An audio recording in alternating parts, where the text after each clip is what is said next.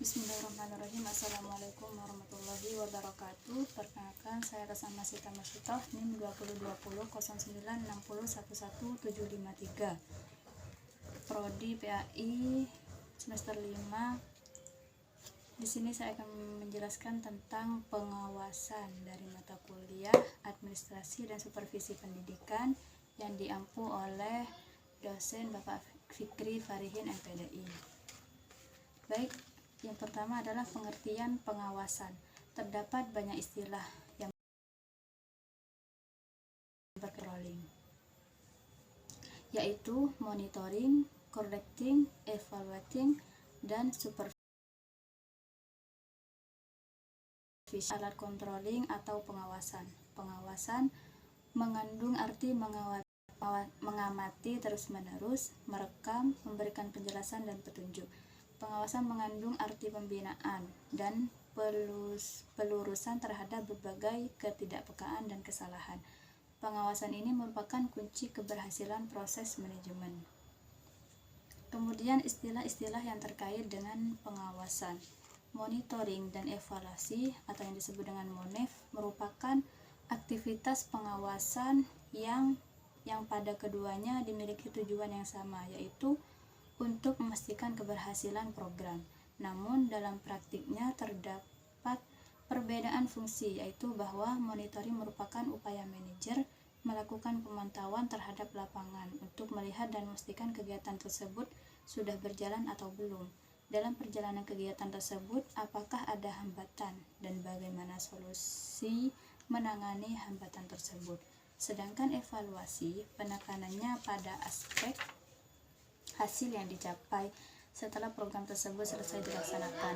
Biasanya hasil monitoring menjadi informasi yang berharga sebagai bahan evaluasi. Kemudian proses pengawasan. Proses dasar pengawasan memiliki tahap, yaitu 1. Menetapkan standar pelaksanaan, yaitu menetapkan standar dimulai dari menetapkan tujuan atau sarana secara spesifik dan mudah diukur. Kemudian yang kedua, pengukuran pelaksanaan, yaitu kegiatan yang dijalankan untuk mencapai sasaran terus diukur keberhasilannya secara berulang, bisa pengamatan langsung atau melalui penggunaan instrumen survei berisi indikator efektivitas kerja. Ketiga, menentukan kesenjangan atau deviasi antara pelaksanaan dengan standar dan rencana, yaitu hasil pengukuran menjadi bahan informasi untuk dibandingkan antara standar dengan keadaan nyata lapangan. Kemudian tujuan pengawasan. Pengawasan secara umum bertujuan untuk mengendalikan agar sesuai dengan rencana yang telah ditetapkan, sehingga hasil pelaksanaan pekerjaan diperoleh secara efisien dan efektif sesuai dengan rencana yang telah ditentukan dalam program kegiatan tersebut.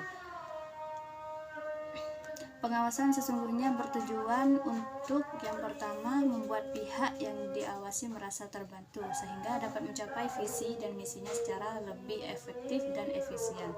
Tujuan yang kedua yaitu untuk menciptakan suasana keterbukaan, kejujuran, partisipasi, dan akuntabilitas. Yang ketiga, untuk menimbulkan suasana saling percaya dalam dan di luar lingkungan operasi organisasi. Tujuan yang keempat yaitu untuk meningkatkan akuntabilitas organisasi. Yang kelima, untuk meningkatkan kelancaran operasi organisasi. Dan tujuan yang keenam adalah untuk mendorong terwujudnya good governance. Kemudian manfaat pengawasan diharapkan menjadi alat atau sarana yang berguna untuk menghilangkan atau mengurangi kebocoran, penyimpangan, pemborosan, dan penyalahgunaan kekuasaan dan kewenangan yang terjadi pada suatu organisasi. Kemudian jenis pengawasan. Jenis pengawasan terdapat 4, yaitu pengawasan melekat, pengawasan fungsional, pengawas fungsional dan pengawasan masyarakat. Yang pertama, pengawasan melekat. yaitu pengawasan yang dilakukan oleh atasan langsung yang memiliki kekuasaan atau power, dilakukan secara terus-menerus, secara preventif dan represif agar tugas yang diemban bawahan dapat terlaksana secara efektif dan efisien, terhindar dari penyimpangan-penyimpangan. Yang kedua, pengawasan fungsional, yaitu pengawasan yang dilakukan oleh pihak tertentu yang memahami substansi kerja objek yang diawasi dan ditunjuk khusus untuk melakukan audit secara independen terhadap objek yang diawasi. Yang ketiga, pengawas fungsional, melakukan tugas kepengawasan secara komprehensif, mulai dari pemeriksaan, verifikasi, konfirmasi, survei, monitoring, dan penilaian terhadap objek yang berada dalam pengawasan. Yang keempat, pengawasan masyarakat, yaitu pengawasan yang dilakukan masyarakat kepada negara sebagai bentuk sosial kontrol terhadap penyelenggaraan pemerintahan dan penyimpangan yang dilakukan dalam pemerintahan.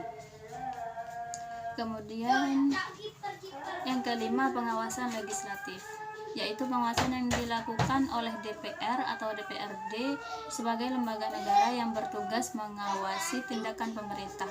Pengawasan